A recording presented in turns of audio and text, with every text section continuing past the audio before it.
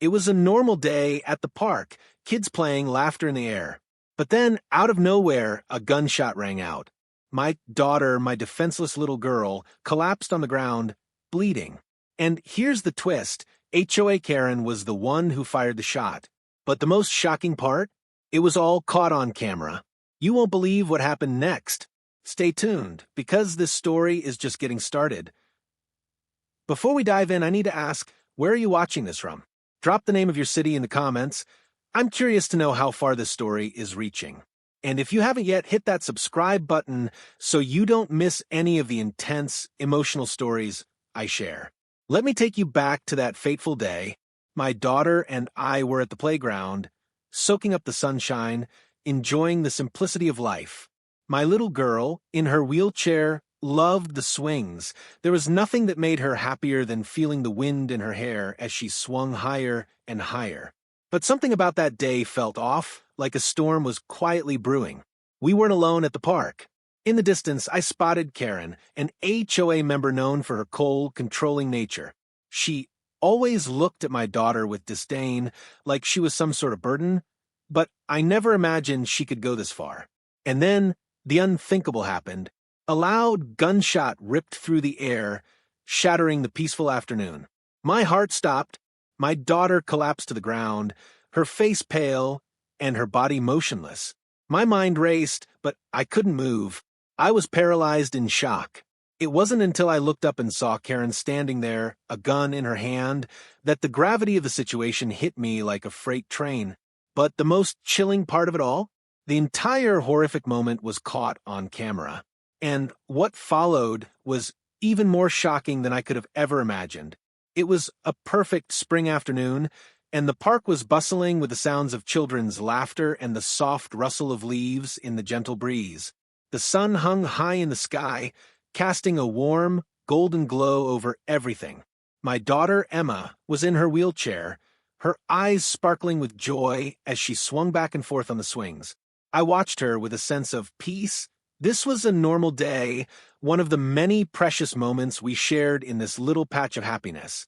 As she swung higher, her giggles filled the air, blending with the playful shouts of other kids. I couldn't help but smile, feeling the warmth of her laughter wrap around me like a blanket.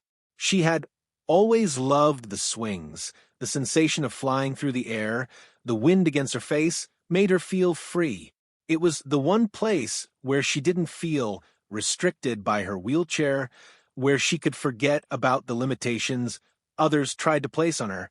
But then the atmosphere shifted. I felt a chill, something subtle but unmistakable, creeping into the air.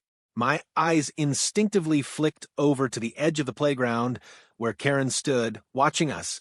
Her posture was rigid, her face twisted in an expression of disdain. The smile on her face was gone, replaced by the coldness I had come to expect from her. Karen had always been vocal about her views on the playground and the HOA. She'd complained countless times about the noise, about the way the park wasn't up to code, according to her rigid standards. I had always brushed it off, chalking it up to her being overbearing and controlling. But today it felt different. There was a sharpness in the way she was watching us, a tension that I couldn't ignore. I knew that she had a particular distaste for my daughter, and perhaps it was because Emma didn't fit into the mold of what Karen considered acceptable. Karen had never understood how someone like my daughter could enjoy the park, could enjoy anything. Emma's wheelchair, her very existence, seemed to unsettle Karen, as if her presence in the world was somehow a challenge to the way things should be. I tried to ignore it, to focus on Emma and her happiness. But the moment Karen took a step toward us, I felt a knot form in my stomach. The squeak of the swing became background noise as I turned my attention fully to Karen, who was now walking purposefully in our direction. She was moving with a certain intensity, and the more she closed the distance between us, the more I felt the hairs on the back of my neck stand up. She was angry, but it wasn't just the typical, condescending anger that I had grown accustomed to over the years. No, this was different. This was something more dangerous, more calculating. I could sense it in the way her steps quickened, in the narrowing of her eyes and the set of her jaw. Something was brewing beneath the surface, and I wasn't sure if I was ready to face it. When she was only a few feet away, she stopped, her gaze locked onto Emma, her eyes filled with something I couldn't quite place. For a moment, everything felt still, as though time itself had frozen. Emma, unaware of the tension building around her, continued to swing, her legs kicking the air, her smile radiant and carefree. "She shouldn't be here," Karen muttered, her voice low but sharp. I could barely hear the words over the sound of the playground, but they sliced through the air with an icy edge. I froze. At first, I thought she was complaining about the playground being too crowded, or perhaps about the noise Emma was making. But as I turned to face Karen, I saw it. There was no hint of concern for the rules of the playground in her expression. No, it was something far more sinister. "What do you mean?" I asked, trying to keep my voice steady, but my heart was pounding in my chest. My instinct told me that this wasn't just another of Karen's usual complaints. I could see the venom in her eyes, the disdain that radiated off her every word. She wasn't just angry, she was disgusted. Karen didn't answer me immediately. Instead, she turned and began walking away, her steps quick and purposeful, as though she had already made up her mind. She didn't look back, didn't offer any more explanation, just walked toward her car, parked at the far edge of the playground. I watched her leave, confusion and unease bubbling inside me. The knot in my stomach tightened, and a sense of foreboding settled over me. Something wasn't right. I could feel it in the pit of my stomach, like a storm cloud gathering on the horizon. But even as I stood there, trying to make sense of what had just happened, I couldn't shake the feeling that I was about to witness something I would never be able to forget. My attention turned back to Emma, who was still happily swinging, oblivious to the exchange that had just taken place. But as I watched her, I couldn't help but feel that something terrible was about to happen. A few moments passed, and I tried to shake the feeling of dread creeping over me. But then, just as I turned to look back at Karen, I heard it. A loud bang. A gunshot. The sound was so sudden, so unexpected, that I couldn't process it at first. It felt like the ground had shifted beneath me, like everything I had known was suddenly ripped away. My heart stopped as I turned toward the source of the sound, and everything seemed to slow down. I saw my daughter, my little girl, jerk violently in her seat. She was thrown backward, her body crumpling to the ground, and in that moment the world as I knew it shattered. I rushed toward her, my legs moving before my brain could catch up. But as I ran, I saw Karen standing there, the gun still in her hand, her cold, expressionless face watching us. The shock hit me like a wave, knocking the breath out of me. Emma was lying on the ground, gasping for air, and the playground, which had once been filled with laughter and joy, was now filled with chaos. And as I knelt beside my daughter, the world around me seemed to disappear. All I could think was that Karen had done this. She had shot my daughter. And what happened next, I couldn't have prepared myself for. The whole thing had been caught on camera. The peaceful afternoon, once filled with joy and innocence, was shattered in an instant. The loud bang echoed in my ears, so sharp and sudden that it felt like a punch to my chest. My heart stopped, and for a brief, impossible moment, I thought I had misheard it. But as the reality of the sound sank in, the world around me tilted, and I could barely comprehend what had just happened. I turned quickly toward Emma, whose laughter had stopped mid-swing. She looked up at the sky, her innocent gaze drifting from the clouds to the swings. But before I could register the shock on her face, I saw it. The force of the shot sent her body jerking violently, her small frame thrown backward, and she crumpled to the ground. Everything around me blurred. Time seemed to slow. My legs felt like lead, and I couldn't breathe. It was as if the air had been sucked out of the world. My baby, my precious daughter, had been shot. She wasn't moving. She was lying there, helpless, on the cold ground of the playground. It took a moment, though it felt like an eternity, before my body reacted. My legs sprang into motion, faster than I thought possible, and I rushed toward her, my hands trembling, my heart racing. But every step felt like it was taking me farther from her, and with each passing second, the reality of what had just happened sank deeper into my bones. I reached her side, and that's when I saw it, the blood. It was spreading across the ground beneath her, dark red against the bright concrete. Her tiny hands were clutching her chest, her face pale, and her breathing was shallow, labored. She struggled for air, her chest rising and falling in erratic gasps. "Mom, I can't breathe." Her voice was weak, barely a whisper, but the pain in her eyes was enough to shatter me. I tried to speak, to reassure her, but my throat tightened and no words came. Instead, all I could do was hold her, trying to calm her, but the panic inside me surged. I fumbled for my phone with trembling hands, barely able to dial 911. The numbers blurred on the screen as I punched them in, my mind a whirlwind of terror. Every second felt like an eternity as I waited for the operator to answer, my hands shaking uncontrollably as I pressed the phone to my ear. 911, what's your emergency? The voice on the other end asked, sounding so distant and clinical compared to the chaos unfolding around me. My daughter, she's been shot. At the playground. Please hurry. I could barely hear my own voice over the sound of Emma's gasps for air, but I forced myself to stay calm. The operator was asking questions, giving instructions, but none of it felt real. My eyes kept darting back to Karen, who was standing there, her posture unnervingly calm, as though nothing had happened. She hadn't moved. She wasn't running. She wasn't trying to help. Karen was just standing there, watching. Her hand was still clutching the gun, the very weapon that had taken away my daughter's safety, her innocence. The coldness in her eyes was worse than the shot itself. No remorse, no fear, no guilt. Just nothing. I couldn't tear my eyes away from her. I wanted to scream, to ask her why, but the words got stuck in my throat. I thought for a moment that maybe I was imagining it, that maybe I was misreading the situation, but deep down, I knew this was no accident. She hadn't tripped. She hadn't made a mistake. She had aimed at my daughter and fired. On purpose. In that moment, everything became painfully clear. The way she had looked at Emma earlier, like she was something beneath her.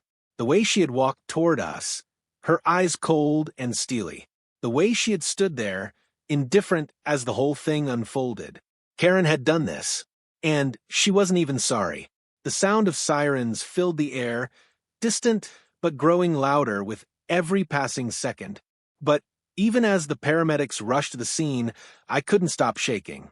My daughter was still in my arms, her tiny body shivering, her breaths growing weaker. I whispered her name, begging her to hold on, to stay with me. But through the haze of fear and confusion, there was one thought that refused to leave my mind. This was not a mistake. Karen hadn't just hurt my daughter. She had meant to do it. And the worst part?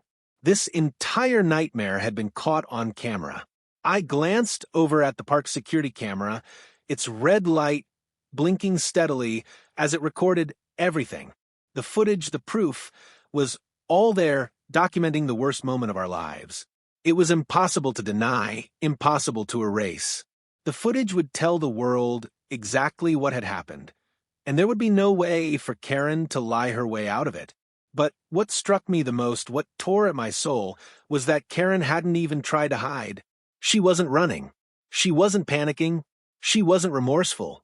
She was standing there, watching, like she had just committed a routine act, like it didn't even matter to her that she had just shot an innocent child. I could feel my heart breaking, not just for my daughter, but for the twisted reality we were now living in. I didn't know who this woman was anymore. The Karen I had known, annoying, controlling, perhaps a bit petty, was gone. This was something darker, something more dangerous. The sirens grew louder, and I could hear the paramedics arriving, but my mind was still racing, trying to process the horror of what had just happened. As they rushed toward us, I felt a mix of relief and terror. Relief that help was finally here, but terror because I knew what this meant for my family. I stayed by Emma's side as they loaded her into the ambulance, my heart thundering in my chest, my mind a whirlwind of unanswered questions. Why? Why would Karen do this? What had driven her to pull that trigger? The answers felt like they were out of reach, too far to understand in that moment. As the ambulance doors slammed shut, I realized that our lives had changed forever. This wasn't just a random act of violence, it was deliberate. And no matter how much I wished for this to be a nightmare, I knew the truth. It was real. The minutes felt like hours as I sat in the sterile, fluorescent-lit waiting room of the hospital, my hands clenched tightly in my lap, my mind racing. I had just seen my daughter lying lifeless on the playground floor, shot by the very person I had least expected. Now, she was in surgery, and I was left with a hollow emptiness, a sense of powerlessness I couldn't shake. I kept replaying the moment in my head, hearing that deafening gunshot over and over again, seeing her fall, her small body crumpling to the ground. The shock of it all was still too raw, too fresh to fully grasp. But something else gnawed at me, the thought that Karen had done this. The woman I had always considered just a nuisance, a neighborhood busybody, had turned into something far worse.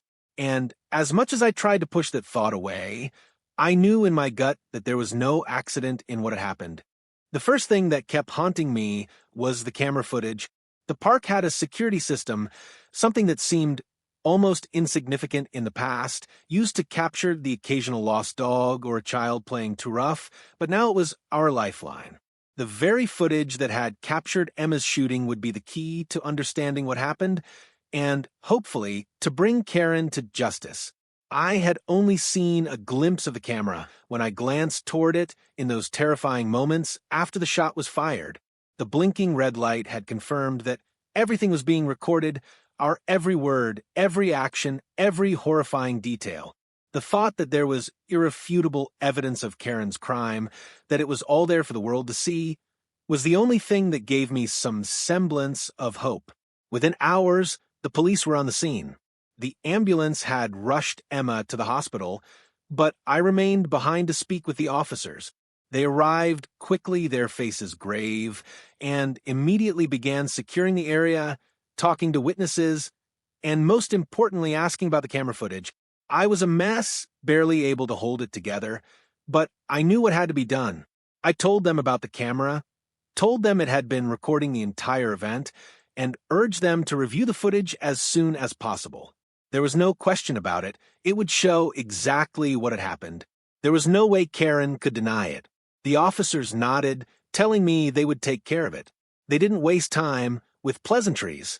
They went straight to the control room, where they could access the footage, while I sat anxiously in the parking lot, feeling every second stretch into eternity. It wasn't long before they called me back. "We've got the footage," the detective said, his voice calm but carrying the weight of what he had seen. "You need to come in and see this." I followed him to the small office, where they had pulled up the security feed on a large screen. The footage was grainy at first, but it was clear enough to see the events unfold in chilling detail. It was like watching a movie, but there was nothing fictional about it. This was real. This was my life. The video started with Emma, her face lit up in excitement as she swung higher, laughing with joy. I could see myself in the background, watching her, oblivious to what was about to happen. Then Karen entered the frame, walking toward us. I could feel my body tense as I watched her approach. I knew what was coming, even before it happened. In the video, Karen stops just a few feet from Emma. Her face is unreadable, but there's a clear tension in her posture. For a moment, it looks like she might say something, but then, without warning, she pulls something from beneath her jacket. A gun. The cold, metallic barrel glints in the sunlight, and my heart sinks into my stomach. The scene unfolds in slow motion as she raises the gun toward Emma.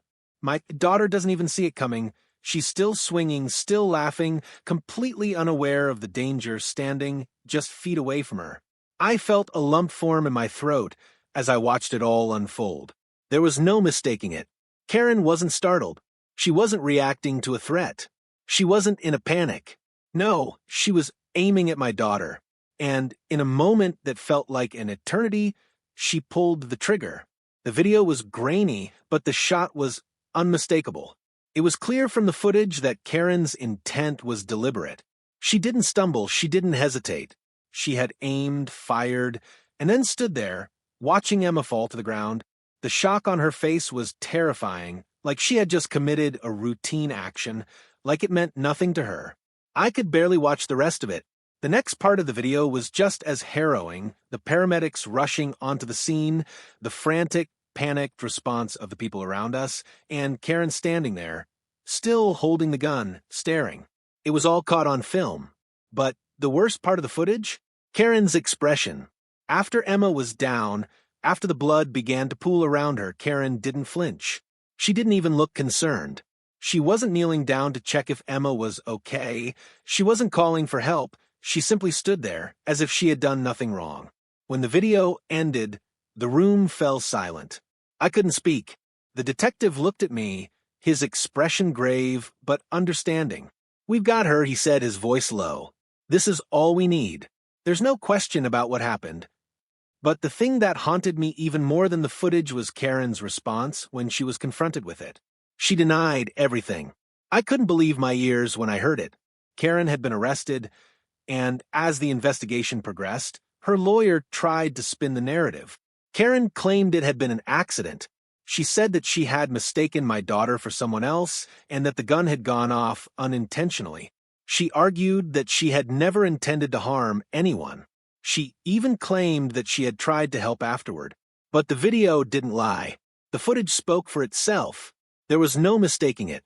Karen had aimed at Emma, had fired the gun, and had watched my daughter fall to the ground without a shred of remorse. The malice in her eyes was crystal clear. The video was damning evidence, and no amount of denial could change that. The police were firm in their stance. "The footage is clear. There's no question about her intent," the detective said, shaking his head. "She's guilty." But Karen wouldn't back down. She continued to claim that it was an accident. She tried to say the gun had just gone off, but as the investigators dug deeper, they found more and more that contradicted her story. She had been planning this for a while, her actions premeditated. This wasn't a case of a freak accident or a mistake, it was cold-blooded. And yet, Karen remained unrepentant. As the investigation continued, I found myself caught between the raw anger of the moment and the overwhelming relief that the truth had been exposed. The police had the evidence. We had the footage. There was no way she could get away with this. But as the days went on, one question kept running through my mind. Why? Why had Karen done this? What could possibly have driven her to pull the trigger? And the worst part? I still didn't have an answer. The shockwaves of that afternoon spread far beyond the playground. What had started as a routine trip to the park quickly became the story that shook our entire community. People who had known Karen for years, who had once viewed her as a pillar of society, a respected member of the HOA, a woman with influence and power, were now grappling with the terrifying truth: she had shot my daughter. The disbelief, the horror, and the outrage were palpable. The quiet suburban streets that had once been filled with peaceful walks and friendly hellos were now filled with whispers, stares, and the heavy burden of scandal. Within hours of the shooting, news outlets picked up the story. The video footage, the undeniable evidence of Karen's cold, calculated actions, went viral. It didn't take long before the story spread across social media, with people from all corners of the country weighing in, offering their support for Emma and condemning Karen's actions. The footage of Karen standing there, unmoved by the chaos she had caused, only added fuel to the fire. People couldn't believe it. How could someone be so heartless? How could someone look at a child and decide, with such coldness, to pull the trigger? The online backlash was swift and unforgiving. News outlets ran the story, social media exploded with anger, and people who had once supported Karen now turned their backs on her. Former friends, neighbors, and even people she had served on the HOA board with began distancing themselves, publicly condemning her actions. Some even came forward with stories of how Karen had been cold and controlling long before this incident, how her obsession with rules and her harsh judgments had made her unpopular in the neighborhood. But what stunned me most was Karen's response to all of it. Despite the growing outrage, despite the viral spread of the video, she seemed unaffected. It was as though she was living in an alternate reality, one where nothing had changed. She was released on bail almost immediately, and instead of staying out of the public, she continued with her life as if nothing had happened. She showed up at HOA meetings as though her actions hadn't made national news. Her demeanor was eerily calm, almost defiant, like she was somehow untouchable. The audacity of it took my breath away. Here, she was, the woman who had nearly killed my daughter, sitting in board meetings, making decisions for the community, as though she hadn't just caused a tragedy. She had committed a heinous crime, and yet she was walking free, unrepentant, continuing her daily routine. It was almost as if she believed the backlash would blow over, that she could somehow outrun the consequences of her actions. But the more I watched her, the more I realized she wasn't just trying to ignore the fallout, she was living it. In her mind, she had done nothing wrong. She had fired a gun in broad daylight, in front of witnesses, with all the evidence stacked against her.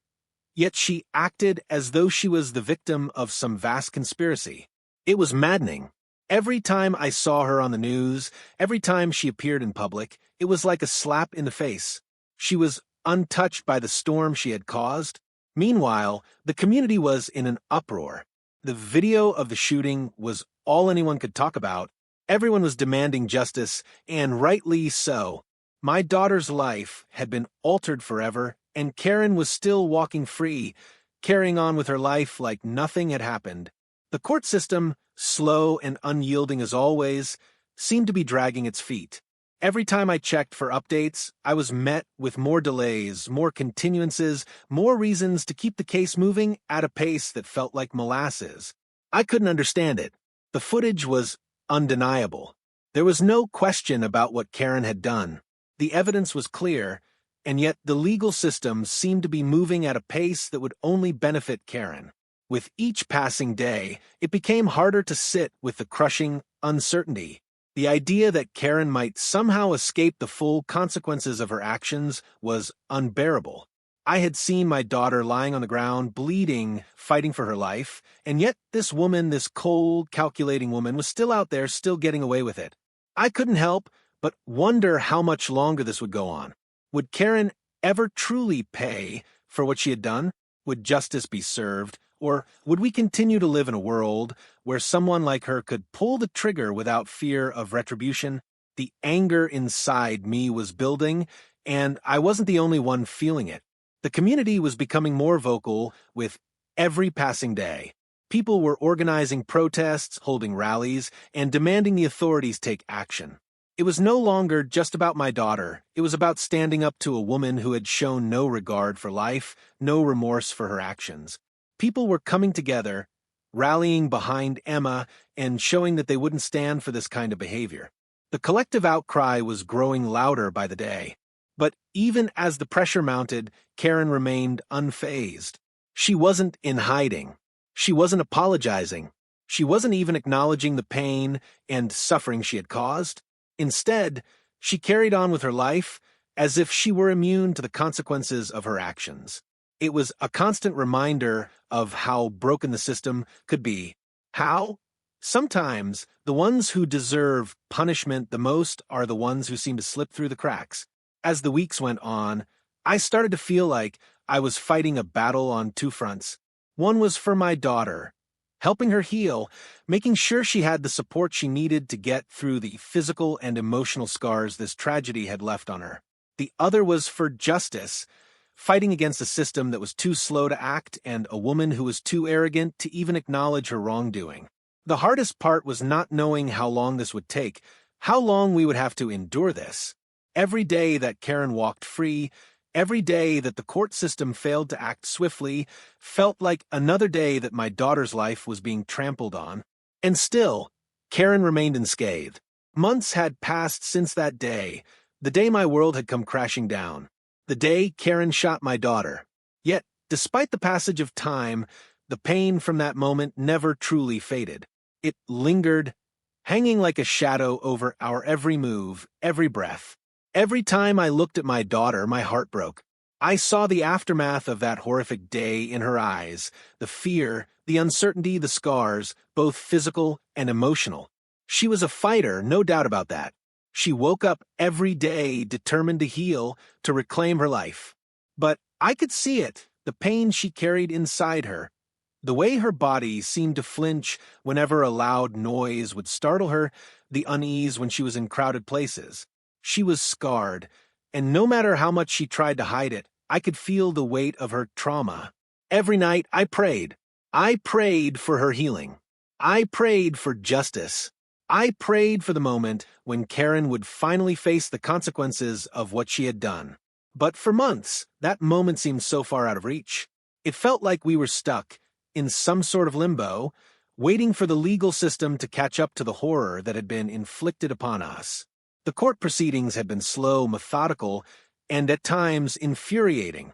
Karen had her defense attorney, someone who seemed as cold and calculated as she was, working tirelessly to delay, to make excuses, to distort the truth. It was clear that Karen had no remorse, no empathy for what she had done. She was still trying to manipulate the narrative, to shift the blame. Every time she stepped into the courtroom, it felt like she was playing some twisted game, using legal loopholes to avoid the truth. But finally, the day of the trial arrived. It felt like the culmination of everything we had been through, the frustration, the pain, the uncertainty. I sat in that courtroom, my heart pounding, my hands clenched tightly in my lap. I couldn't look at Karen.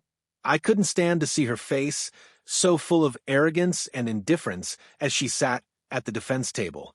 She was calm, almost too calm, like this was just another day for her, like it was just another chapter in her life. I had no idea how the trial would unfold. I didn't know if we would finally get the justice my daughter deserved, or if we would be forced to endure more of Karen's lies and manipulation. But as the trial proceeded, it became clear this was it. This was the moment where everything would be laid bare. The prosecution had presented a strong case outlining the facts, showing the evidence. But it was one piece of evidence that would change everything: the footage. The video, the damning footage that had captured the entire shooting in all its brutal clarity. It had been the one thing that Karen couldn't deny. No matter how much she tried to spin the narrative, no matter how many lies she told, the footage told the truth. It was her actions on that tape, her coldness, her complete lack of remorse, that would seal her fate. As the prosecution called for the video to be played in the courtroom, a hush fell over the room. I could feel the tension in the air, the collective breath of everyone in the room holding tight, knowing what was about to unfold.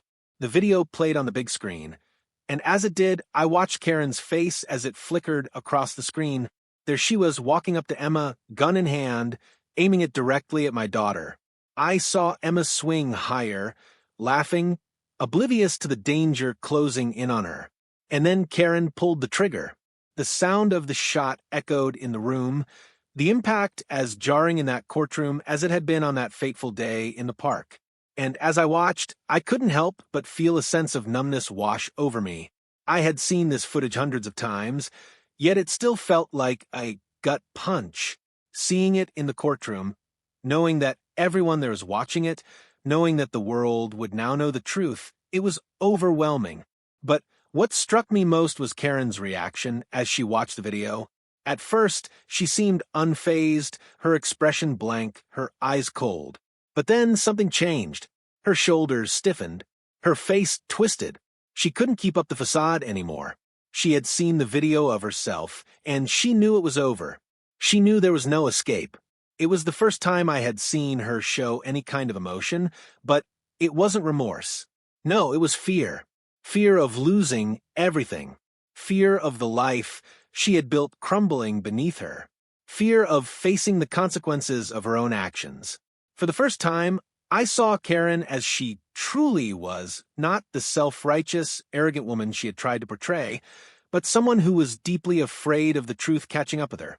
The fear was palpable in the way she shifted in her seat, the way her hands trembled slightly, the way her eyes darted around the courtroom as if she were searching for an escape. But there was no escape. Not this time. The prosecution didn't waste any time. They laid out the case with precision, showing how Karen had planned the shooting, how there was no justification for her actions, and how the video was the undeniable proof that she had intended to harm my daughter. Karen's defense attorney tried to counter, of course. They tried to argue that the shooting had been an accident, that Karen hadn't meant to hurt anyone, but it was clear to everyone in that room that it was a feeble attempt to deflect from the truth. The evidence was too strong. The video was too clear. The jury didn't take long to deliberate. It felt like an eternity as I waited in the courtroom, my heart pounding in my chest. Finally, they returned. The foreman stood, and the room fell silent. I held my breath, waiting for the verdict. We, the jury, find the defendant, Karen, last name, guilty of attempted murder. The words hit me like a wave. I had spent so many sleepless nights, wondering if this moment would ever come. But now that it had, I could barely process it. There was a sense of relief, yes, but also a deep sadness. Karen had taken so much from us, and now she would finally be held accountable. The judge sentenced Karen to life in prison without the possibility of parole. I could see the shock on her face, the disbelief. She had spent so long convincing herself that she was untouchable, but now she was facing the consequences of her actions. It was a moment of triumph, but it was also bittersweet. The damage had already been done. My daughter's life would never be the same. As Karen was led away in handcuffs, I felt a strange mix of emotions, relief, anger, and a sense of finality. But there was one thing I knew for sure: justice had been served. My daughter had been given a voice, and the world had heard her story. The world had seen the truth. And while Karen would spend the rest of her life behind bars, my daughter, my brave, resilient daughter, would continue to heal. The road ahead wouldn't be easy, but at least now, she could move forward with the know as the heavy doors of the courtroom closed behind Karen. The sound of her handcuffs clinking against the floor echoed in my ears. She was led away by the officers, her head held high, trying to maintain some semblance of her former dignity. But for the first time, I saw something in her eyes: fear. Fear of the consequences, fear of the punishment she had long denied. And though she might have walked away from the courtroom that day, in her mind at least, she was defeated. And for the first time since that fateful day at the playground, I felt a wave of relief wash over me. The battle had been long, brutal, and filled with obstacles, but in the end, we had emerged victorious. Karen had finally been held accountable for what she had done. Her future, once filled with privilege and power, had now been shattered. The weight of her actions would follow her for the rest of her life. And though my daughter and I could never fully undo the damage Karen had caused, at least we could finally breathe a sigh of relief. But as much as I wished that the victory could bring closure, I knew deep down that it was never going to be that simple. No legal judgment, no matter how significant, could erase the emotional scars left behind. My daughter, Emma, had been through something no child should ever have to endure. The physical pain of the shooting would heal over time, but the trauma, the psychological wounds, those would take much longer to mend. I watched her as the weeks went on, trying to piece her life back together, trying to return to some semblance of normalcy. There were days when she seemed like her old self, laughing, joking, and enjoying the little things that brought her happiness. But there were other days when the shadows of that incident would creep back in. She would flinch at loud noises. Her smile would fade when she saw a man with a similar build to Karen. Her eyes, once full of curiosity and excitement, were now guarded, as though she were constantly on alert. It broke my heart every time I saw her struggle. I knew she was trying. I knew she was pushing herself to be brave, to move forward. But I also knew that this would be a long, difficult journey for her, and I would walk every step of the way with her. But there was something remarkable that had come from all of this, something that gave me hope, something that allowed me to believe, against all odds, that we could heal. The video. At first, I had seen the footage as a painful reminder of that horrible day. It was raw. It was real. It was the moment my daughter had been shot, the moment our world had been torn apart. But over time, the footage transformed. It wasn't just a record of tragedy, it was our voice. It was the truth that couldn't be ignored. It was the one thing that had given us a fighting chance. That video had made the difference. It had been our lifeline. It had allowed us to stand up and say, "This happened, and it's not okay." It had given us the courage to tell our story to the world, and the world had listened.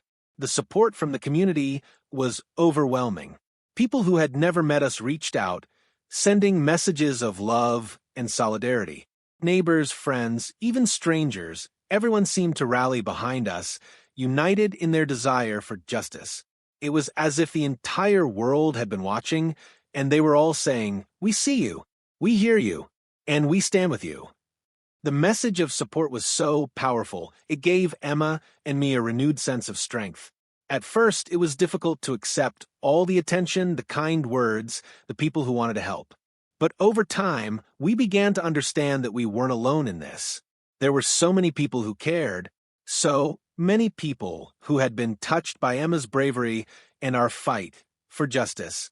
We weren't just survivors of a tragic event, we were a symbol of resilience, a beacon of hope for others who had been through their own battles.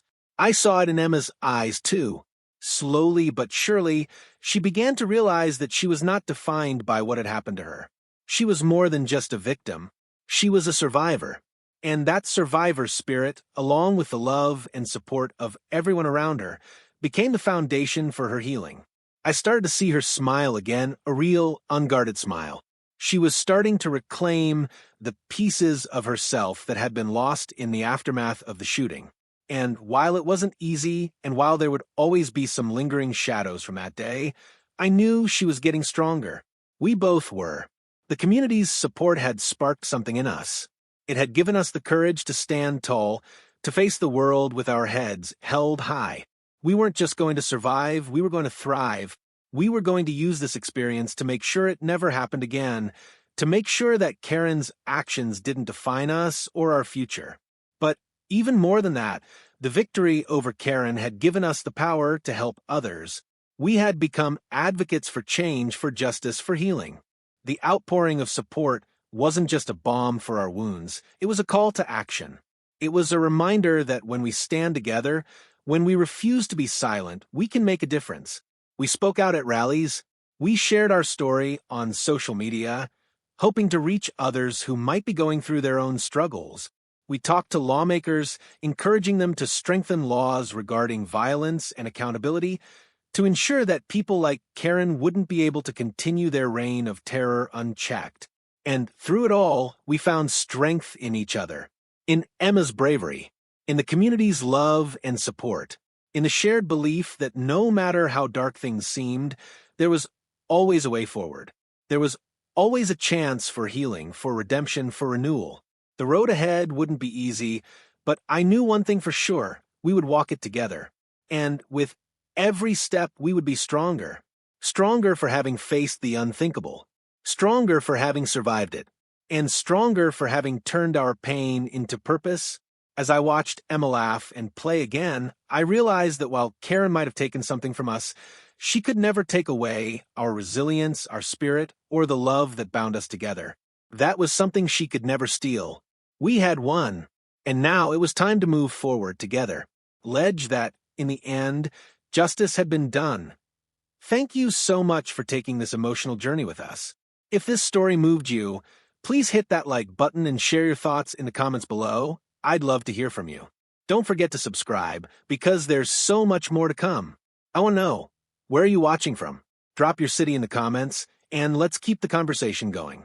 Stay strong, stay resilient, and never forget that justice always matters, no matter the obstacles. We can all make a difference, one story at a time. Until next time, take care.